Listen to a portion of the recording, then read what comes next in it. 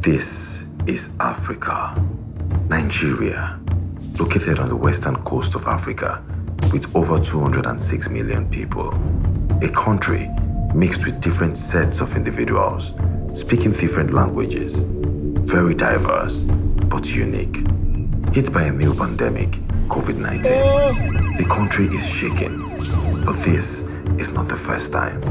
For several months, it has been a reoccurring situation.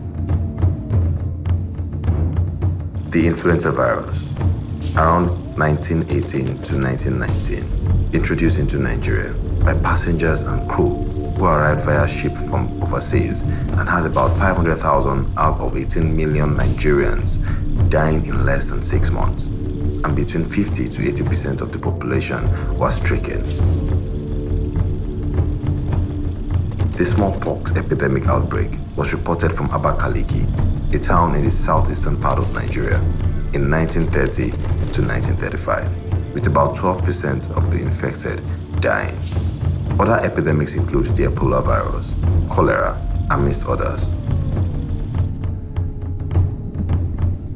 COVID-19, suspected to have entered Nigeria via the Muritala Mohammed International Airport around March 2020. Information's being spread by NCDC. It is a bit worrisome as Nigeria has a very low life expectancy, stated at 53.95 as of 2017 by World Bank. And with very few healthcare personnel and healthcare facilities, this is indeed very worrisome.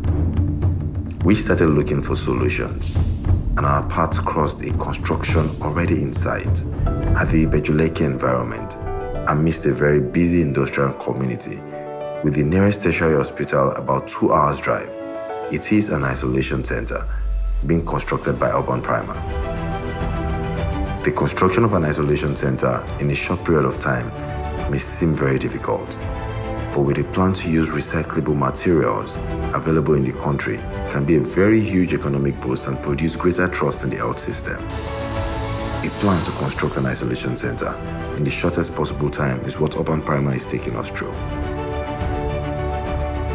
Having said this, we had a discussion with one of the leading voices as regards COVID-19, and here is what he had to say. We've gone through various case studies, we've seen various facilities, we've seen what they've done. Yes, kudos to them because they've also helped in one way or the other to sort of combat and curtail the spread of the virus and even taking people through the healing process. But most importantly, we want to also sort of create something that can be used as a case study for future occurrence, because nobody ever thought that the coronavirus would take this turn on the whole world.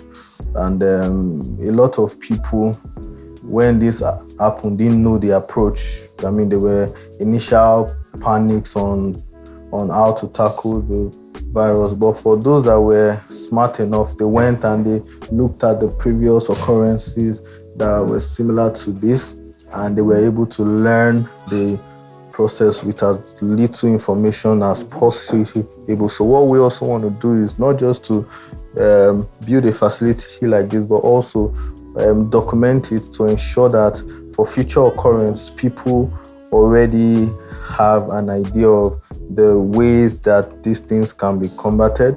There are also case studies for them to go through. You understand, we should also share documentations like this with schools, for libraries, for archiving purpose, and for them to be able to gain access to such information. Subsequently, the numbers of new cases kept rising, faster than an isolation center can be built, faster than enough space could be made.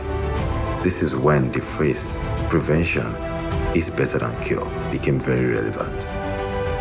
There is emergence of COVID-19 vaccines, and with this update, the MD in an interview with Fumi Yoda takes us through how adapting an isolation center that's already in the works into a vaccination center became the new plan, and how constructing more of such vaccination center can help Nigeria, Africa, and the world at large be a better place and be better prepared for a future unexpected pandemic. and help eradicate COVID-19.